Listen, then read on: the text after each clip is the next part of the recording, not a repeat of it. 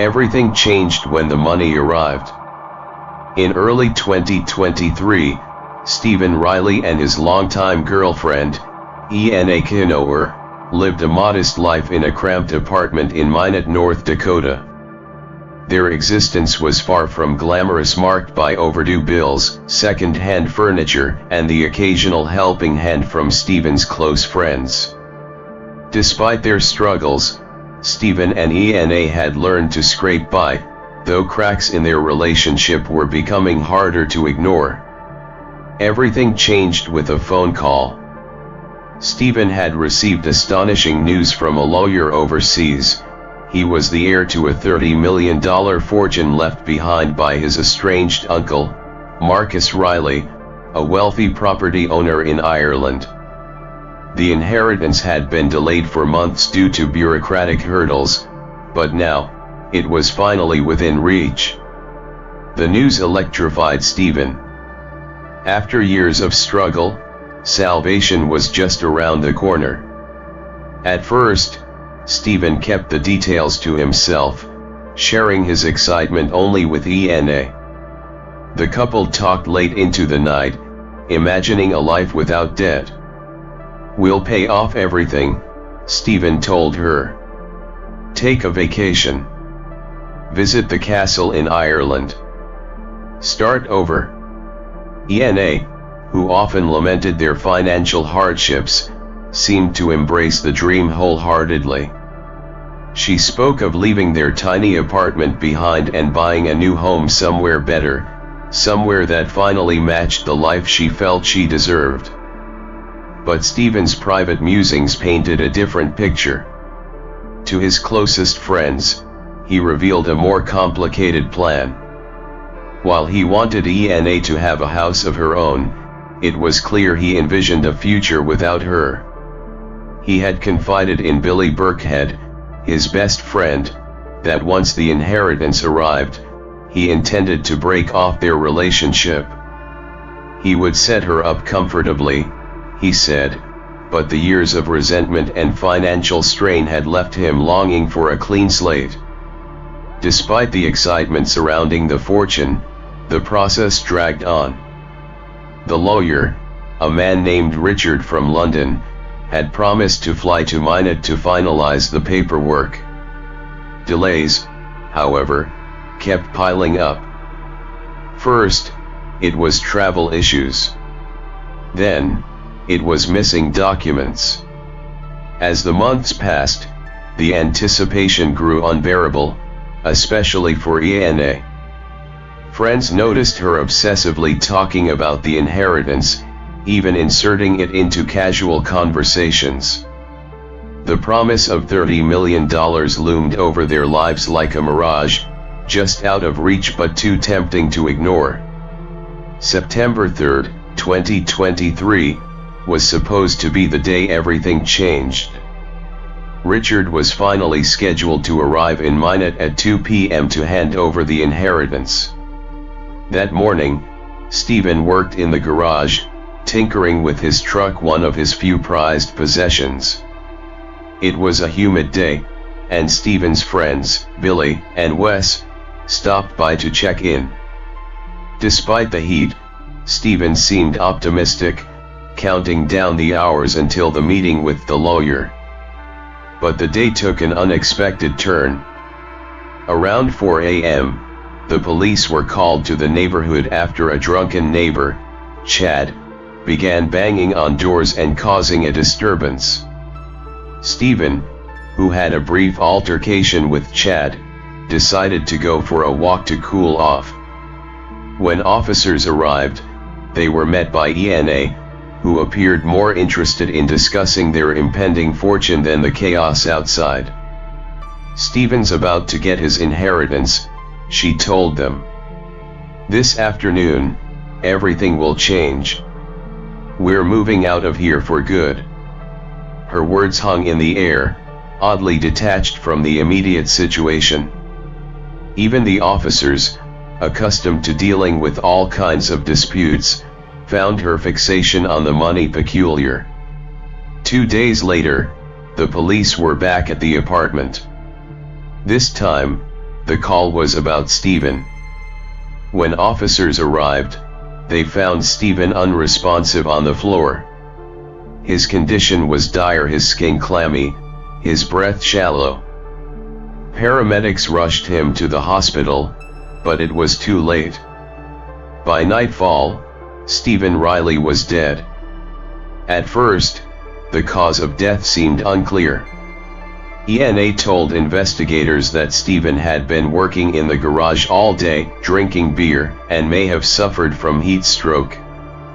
But as the autopsy report came in, a chilling truth emerged: Stephen had been poisoned.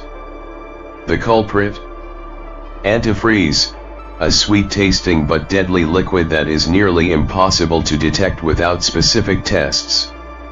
Detectives searched the apartment and garage, uncovering bottles and mugs with traces of antifreeze in them. The evidence pointed to a calculated act. Stephen hadn't consumed the poison accidentally, it had been deliberately mixed into a drink, likely the sweet tea Ena often prepared for him. As investigators began piecing together the timeline, suspicions quickly turned to Ena. Her behavior in the days leading up to Stephen's death raised red flags. Friends recalled how she had monitored his emails and corresponded directly with Richard, the lawyer handling the inheritance. She seemed to take control of the entire process, even as Stephen grew increasingly ill. Ena's obsession with the money became the focal point of the investigation. In the weeks before Stephen's death, she had confided in others that she felt entitled to the inheritance after their years together. But in North Dakota, common law marriage isn't recognized, meaning Ena had no legal claim to the money unless Stephen specifically left it to her. Detectives also uncovered a troubling history of arguments between Stephen and Ena. In the days before his death, she had thrown many of his belongings out onto the pavement during a heated dispute. Stephen had confided in Billy that he intended to leave Ena once the inheritance came through. To Ena, this was unthinkable. After 10 years together, she believed she deserved a share of the fortune and she wasn't willing to let it slip away. By the time the autopsy results confirmed the poisoning, Ena's story had unraveled.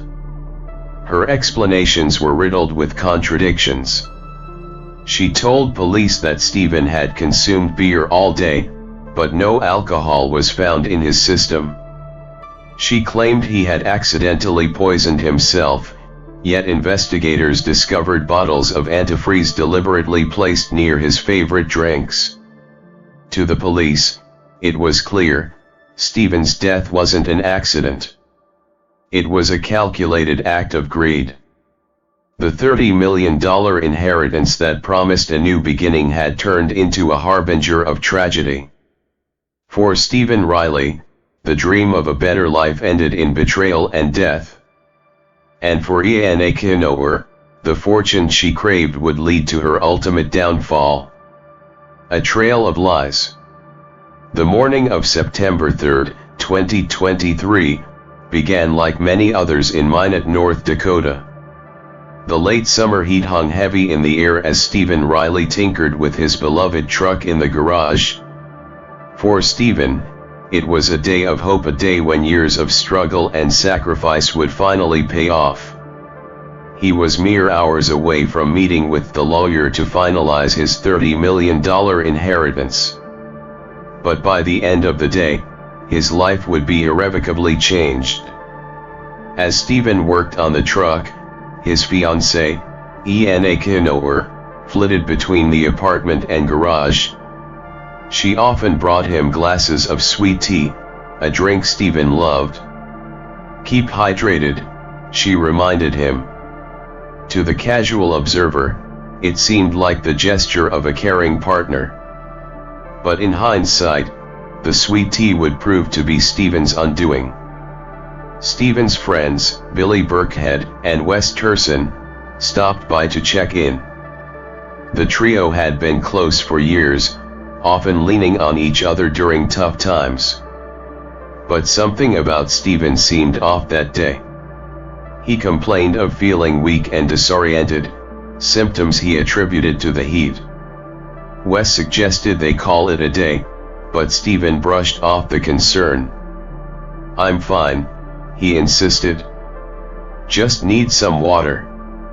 Later that afternoon, Stephen, Billy, and Wes drove to the airport to meet Richard, the lawyer.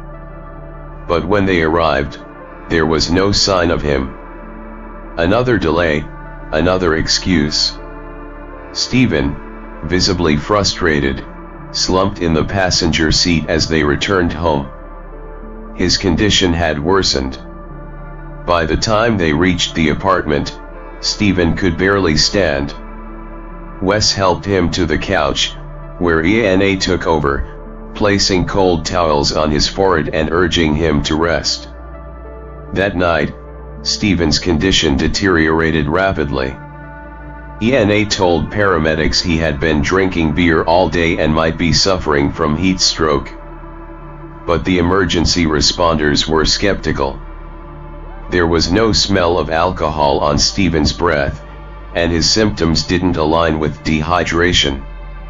Still, they transported him to the hospital. Within hours, Stephen was dead.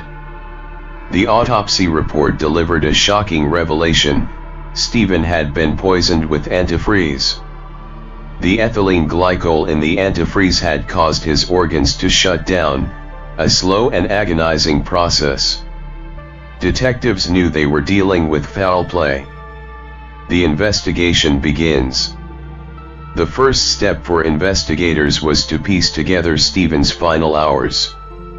Ena, who had been with him throughout the day, became their primary source of information.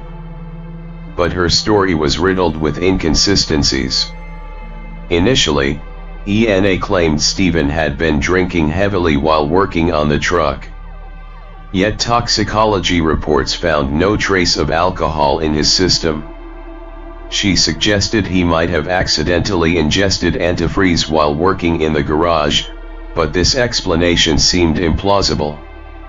Investigators found several containers of antifreeze in the garage, but they were all neatly stored, not left out in a way that could lead to accidental consumption. More damningly, they discovered a mug and a bottle in the garage that contained traces of sweet tea mixed with antifreeze. Ena's behavior raised additional red flags. She seemed more concerned with Stephen's belongings and the inheritance than his death. Within hours of his passing, she began making inquiries about the lawyer and the status of the $30 million. When detectives asked her about Stephen's plans for the money, Ena became defensive. "We were going to pay off our debts," she said. "Start fresh. He wanted me to have a house." But Stephen's friends painted a different picture. According to Billy and Wes, Stephen had been planning to leave Ena once the inheritance came through. "He told me he'd buy her a house and that was it," Billy said. He didn't want to share the money with her. He wanted to start over. Detectives also learned that Ena had been monitoring Stephen's email, often replying to the lawyer as if she were Stephen. This gave her near total control over the communication surrounding the inheritance. She knew every detail, Wes said. It was like she was already spending the money in her head. The cracks began to show. As detectives dug deeper, they discovered a history of tension between Stephen and Ena. Friends recalled heated arguments, some of which ended with Ena throwing Stephen's belongings out of the apartment. "They fought all the time," Billy said. But lately, it seemed worse. Like she was waiting for something to happen. The most telling clue came from an offhand remark Ena had made months earlier. According to a friend, she once joked about poisoning Stephen if he ever left her. At the time, it had seemed like a dark, inappropriate comment. But now, it took on a chilling new significance. Armed with this information, investigators secured a warrant to search the apartment. What they found painted a disturbing picture. The living space was filthy and cluttered, with empty food containers and trash covering nearly every surface. But amidst the chaos, they found bottles of antifreeze and mugs containing its remnants. The evidence suggested premeditation. Someone had deliberately mixed the antifreeze with sweet tea and left it where Stephen would consume it. Ena's story continued to shift under questioning. When confronted with the autopsy results, she claimed Stephen might have poisoned himself out of despair over the delays with the inheritance. He thought it was a joke, she said. Maybe he just gave up. Detectives weren't buying it. Stephen's friends described him as hopeful, excited about the future. He wasn't the kind of guy to give up, Billy said. He was looking forward to starting over. The final nail in the coffin came when investigators examined Ena's financial records. In the weeks leading up to Stephen's death, she had made several unusual purchases, including large quantities of antifreeze. She claimed the antifreeze was for the truck, but receipts showed she had bought far more than necessary. A question of motive. By the time detectives finished their investigation, the motive seemed clear: greed. Ena had spent years living in Stephen's shadow, frustrated by their financial struggles. The $30 million inheritance represented a way out, a chance to rewrite her life. But Stephen's plan to leave her threatened to derail everything. For Ena, the solution was simple: eliminate Stephen and claim the money for herself. She underestimated how closely Stephen's friends and the police would scrutinize her actions. And she overestimated the legal system. Ena believed she was entitled to the inheritance as Stephen's common-law wife, not realizing North Dakota didn't recognize such unions. As the case against Ena solidified, detectives prepared to make their move. Stephen's death, once a mystery, was now a puzzle with all the pieces in place. The courtroom drama. The courtroom buzzed with anticipation as the trial of Ena Canoer began. The small town of Minot, North Dakota, had never seen anything like it: a tale of love, betrayal, and murder, all tied to a $30 million inheritance that had yet to materialize. Ena sat quietly at the defense table, her expression unreadable as the prosecution opened with their case. This was not an accident, the prosecutor stated firmly, addressing the jury. Stephen Riley was poisoned over time, deliberately and with intent. And the person responsible is sitting right there. The prosecution wasted no time laying out the facts. They presented the antifreeze-laced drinks found in Stephen's garage and the receipts from Ena's purchases of the deadly substance. They called a toxicologist to the stand, who explained in detail how ethylene glycol, the main ingredient in antifreeze, had built up in Stephen's system over time, eventually leading to his death. This was not a one-time dose, the expert testified. It was administered repeatedly. The jury listened intently as Stephen's friends, Billy and Wes, took the stand.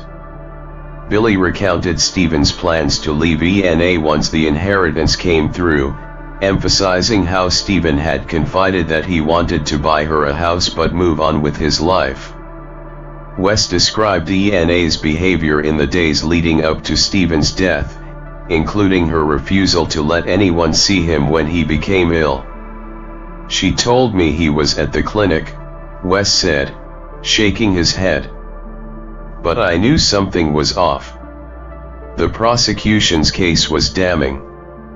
They highlighted Ena's obsession with the inheritance, her access to Stephen's emails, and her inconsistent statements to police.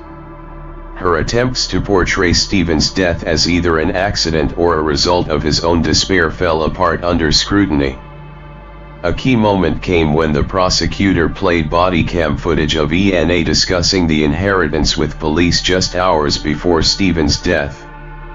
Her casual tone, juxtaposed with Stephen's deteriorating condition, left an indelible impression on the jury.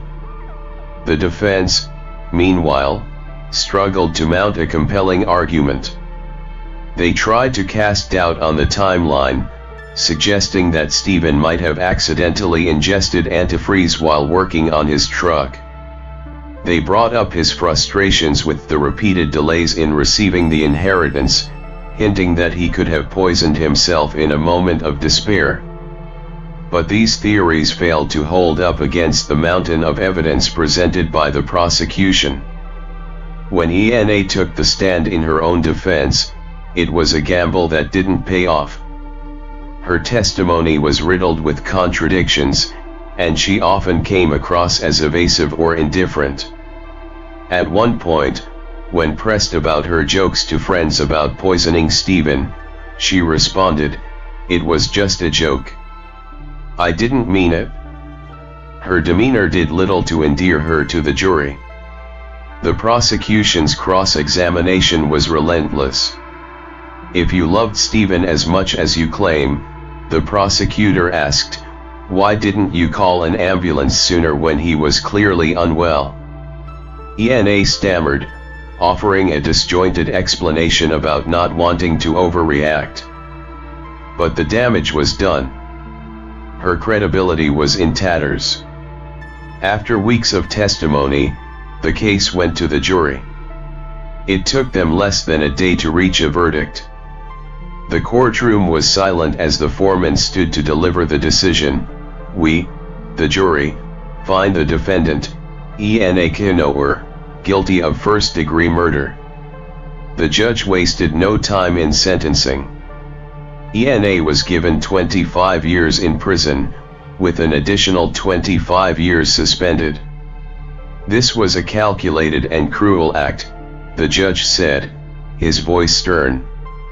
"Stephen Riley trusted you, and you betrayed that trust in the most heinous way possible." As Ena was led away in handcuffs, Stephen's friends and family watched in silence. For them, justice had been served, but the pain of losing Stephen would linger forever. His son Ryan, who had reconnected with his father just years earlier, delivered a moving victim impact statement. "My father was finally finding happiness," he said, his voice trembling. "And it was stolen from him by someone he trusted most." In the aftermath of the trial, the true tragedy of Stephen's story came into focus. The $30 million inheritance that promised a brighter future had instead become a harbinger of destruction. It wasn't real. As investigators later revealed, there was no Irish uncle, no castle, no fortune. It had all been an elaborate scam, a cruel joke that Stephen believed until the very end. Ena's greed had not only taken Stephen's life but also destroyed her own, leaving a legacy of heartbreak and betrayal. As the courtroom emptied, one thought lingered: if the money had never been promised, would Stephen still be alive? It was a question with no answer, a bitter reminder of how easily greed and deception can lead to tragedy. The anatomy of betrayal. The courtroom had rendered its verdict, and Ena Canoer was now an inmate, sentenced to decades behind bars. But even with her conviction, the unanswered questions about her motives and state of mind left a lingering unease. How could someone so deeply entwined in Stephen Riley's life betray him so completely? What was it that turned their shared dreams into a nightmare? To understand Ena, one had to look beyond the surface. Her early life was marked by hardship and instability. Ena had grown up in a world where survival often came at the expense of morality. A childhood marred by abuse, neglect, and disappointment shaped her view of the world as a place where one had to fight, scheme, and manipulate to get ahead. It was a worldview that followed her into adulthood. Her relationship with Stephen began humbly enough. The two met over a decade earlier at a community dinner in Washington state. Both were struggling at the time. Stephen was recovering from a failed marriage, and Ena was trying to piece together a life marked by bad decisions and broken relationships.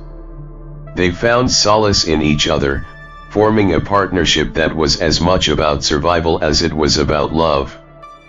Yet, their relationship was far from idyllic. Friends described Ena as controlling, manipulative, and often resentful of Stephen's close relationships with others.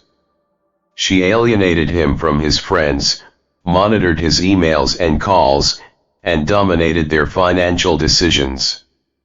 Still, Stephen tolerated it, perhaps out of a misplaced sense of loyalty or a desire to avoid confrontation. The promise of a $30 million inheritance added a dangerous new layer to their dynamic. For Stephen, it was a chance to escape the cycle of poverty and provide for his family. For Ena, it was a golden ticket, a chance to rewrite her life, no longer bound by the constraints of her past. But as the dream of wealth drew closer, so did the cracks in their relationship. Stephen's friends testified during the trial that he had grown increasingly distant from Ena in the months leading up to his death. He spoke openly about wanting to leave her once the inheritance was finalized. He wanted to be free, his son Ryan said during his victim impact statement. He was ready to move on and start fresh. Ena must have sensed his plans. Perhaps she realized that once Stephen had the money, she would be left behind. Perhaps the thought of being excluded from the wealth she had fantasized about for months was too much to bear. Whatever her reasoning, it was clear that Ena saw Stephen's departure as a threat, one she would eliminate at any cost. The methodical nature of Stephen's poisoning spoke volumes about Ena's state of mind. The toxicologist's testimony revealed that Stephen had been exposed to small doses of antifreeze over several weeks. It was a slow, deliberate act, designed to mimic natural illness. Ena likely believed that this method would shield her from suspicion. But as Stephen's condition worsened, she made critical errors, conflicting stories to friends, erratic behavior, and her obsession with discussing the inheritance even after his death. Perhaps the most chilling aspect of Ena's betrayal was her calm detachment. Witnesses recounted how she had joked about poisoning Stephen in the past, dismissing it as dark humor. But when confronted with the reality of his suffering, she remained composed, offering half-hearted explanations and feigned concern. It was a performance that failed to convince anyone, least of all the investigators who pieced together her web of lies. In prison interviews conducted after her conviction, Ena maintained her innocence, claiming that Stephen had poisoned himself in despair over the inheritance delays. She weaved elaborate theories, blaming everyone from Stephen's friends to the mysterious lawyer who never arrived. But her explanations only served to highlight her refusal to accept responsibility. Ena's denial was not just a defense mechanism, it was a reflection of her inability to see beyond her own desires. Stephen's death was a tragedy not only for his family but for Ena herself. Her greed and fear consumed her, driving her to commit an irreversible act of violence. What might have been a chance for redemption became a story of destruction, leaving both their lives in ruins. As Ena adjusted to life behind bars, the world outside moved on. Stephen's son Ryan inherited the only tangible legacy his father left behind, the old truck they had worked on together in the garage. It was a modest keepsake, but for Ryan, it was a reminder of the father he had lost, not to poverty or misfortune, but to betrayal. In the end, Ena's story became a cautionary tale, a stark warning about the corrosive power of greed and the fragility of trust. The $30 million inheritance, which had never even been real, was a cruel illusion. And yet, its promise was enough to unravel lives, leaving only pain and regret in its wake. The final illusion. Stephen Riley's death had been a tragic conclusion to a life that was just beginning to turn around. But in the courtroom, the truth about the $30 million inheritance emerged like a cruel twist in a Shakespearean tragedy. It never existed. The lawyer, Richard, who was supposed to deliver Stephen's fortune, was a phantom, a figment of an elaborate scam. Investigators discovered that the emails, phone calls, and promises of a massive inheritance had all been fabricated. The supposed uncle in Ireland was a fabrication, a story Stephen had believed because of a single, cleverly orchestrated phone call. Richard, the British lawyer, had never set foot in North Dakota, and his arrival delays were excuses from a scammer working from halfway across the globe. Ena Canoer, however, had no part in creating the scam. She too had believed in the promise of the money. The lure of unimaginable wealth had turned both their lives upside down. For Stephen, it was a beacon of hope in a life riddled with hardship. For Ena, it was a salvation, a way to escape the confines of her troubled past and turbulent present. As the truth unraveled, Ena's motives for murder became all the more chilling. She had killed Stephen not for the money itself, but for the power and control it represented. She knew he planned to leave her once the inheritance was finalized. Ena, desperate to cling to the life she believed was slipping away, made a fatal choice. In the days leading up to Stephen's death, Ena had gone through his emails and phone records, ensuring she was the gatekeeper of all communication with the mysterious lawyer. Friends testified that Stephen's phones often went missing, only to resurface with new messages Ena had accessed. She had convinced herself that she could still salvage their shared future by controlling the money and Stephen's life. But her calculations were flawed. When Stephen collapsed at the airport, Ena delayed calling for medical assistance. Witnesses testified that she had waved off concerned friends, telling them he was simply dehydrated. Hours later, as Stephen's condition worsened, Ena refused to let anyone see him.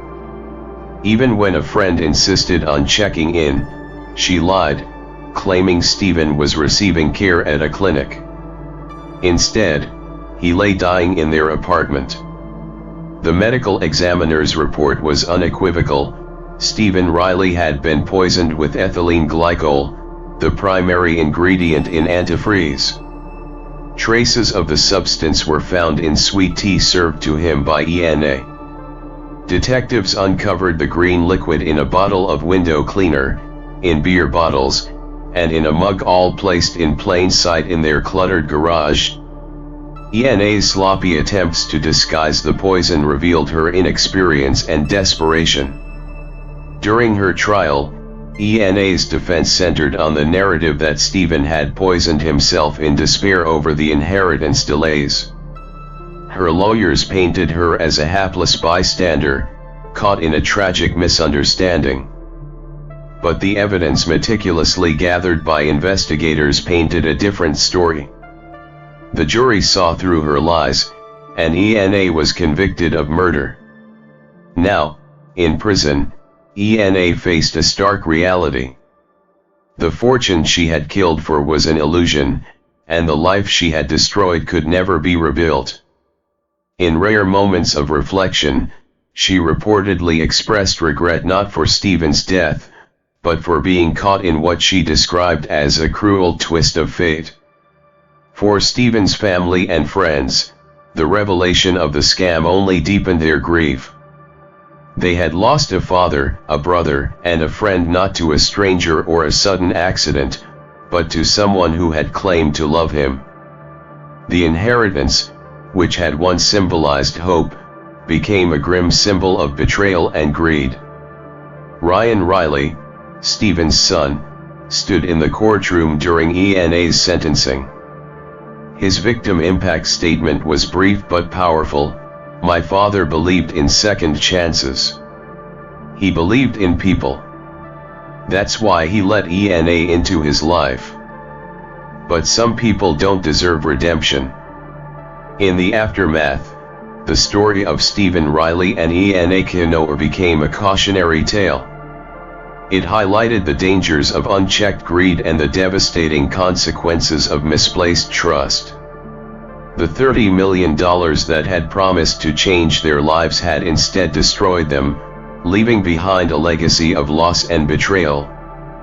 The courtroom grew quiet as Ena was led away in handcuffs, her fate sealed. Outside, the world moved on. Ryan returned to his father's old truck, parked outside the courthouse. It was a modest symbol of Stephen's life, a life defined not by riches, but by resilience, kindness, and the hope for a better tomorrow. In the end, that hope was all that remained. The weight of choices. As Ena Canoer sat in her cell, the echoes of her choices reverberated through her mind.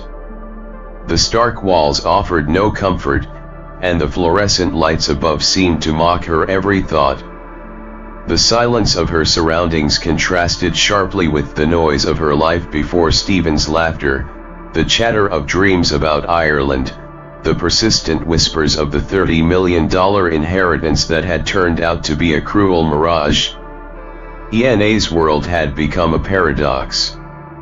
On one hand, she claimed innocence, insisting that Stephen's death had been an accident or, worse, an act of despair. On the other, she couldn't escape the truth of the evidence. The poison, the tea, the delay in calling for help, it all pointed back to her. And yet, in the quiet of her cell, Ena seemed to believe her own lies. Perhaps that was the only way she could survive. Outside the prison walls, life moved on. Stephen Riley's family and friends carried the weight of his absence. Ryan Riley, his son, struggled to reconcile the man he had rediscovered as his father with the man whose life had been so easily extinguished by someone he trusted. The truck Stephen had been restoring, a project meant for Ryan, became a symbol of their bond. Every dent, every chipped paint fleck, carried a memory. For the people of Minot, North Dakota, the story of Stephen Riley's death became a chilling legend. It wasn't just about murder, it was about greed, manipulation, and the destructive power of false hope. Bars and coffee shops buzzed with debates over Ena's motives. Was she a calculating killer, or a desperate woman pushed to the brink by circumstances she couldn't control? The answer seemed to depend on who you asked. Meanwhile, investigators continued to unravel the scam that had duped Stephen. The phantom lawyer Richard was traced to a network of international fraudsters who preyed on vulnerable individuals with promises of inheritance. For them, Stephen had been just another mark. But for Stephen, it had been everything, a beacon of hope that had blinded him to reality. Detectives discovered that Stephen had begun to doubt the legitimacy of the inheritance in the weeks leading up to his death. Friends testified that he had expressed concerns, even calling it too good to be true. But those doubts didn't stop him from dreaming or planning. It was those dreams that Ena clung to, twisting them into her own delusions of entitlement. As Ena faced her decades-long sentence, the world outside continued to grapple with the lessons of the case. The story wasn't just about Stephen or Ena, it was about the choices people make when faced with greed, desperation, and the promise of an easy escape. It was about the fragility of trust and the consequences of betrayal. Detective Rusty Macklin, who had been instrumental in solving the case, reflected on the lessons learned. Speaking to reporters after Ena's sentencing, he said, "This case wasn't just about one person's greed. It was about how easily hope can be weaponized." Stephen Riley believed in a better future, and that belief cost him his life. Ena Canoer believed she deserved more, and now she'll spend the rest of her life paying for that belief. For Ryan, the pain of losing his father never truly went away. But he found solace in restoring the truck Stephen had left behind. Each bolt tightened, each scratch buffed out, became a quiet act of remembrance. In that truck, Stephen's legacy lived on, a legacy of resilience, of dreaming beyond the odds, even when the odds were stacked against him. In the end, Stephen Riley's story became a testament to the complexities of human nature. It was a story of hope turned to tragedy, of love twisted by greed, and of choices that could never be undone. The $30 million inheritance that had promised so much had delivered only heartbreak. But in the midst of that heartbreak, there remained a glimmer of Stephen's spirit, a reminder that even in the darkest moments, the hope for something better can endure. And so, as Ena sat in her cell, staring at walls that offered no answers, the world outside moved forward, carrying Stephen's memory and the lessons of his life. In a way, Stephen Riley's hope had outlived him, leaving behind a reminder of the fragile beauty of believing in a better tomorrow even when tomorrow is never guaranteed.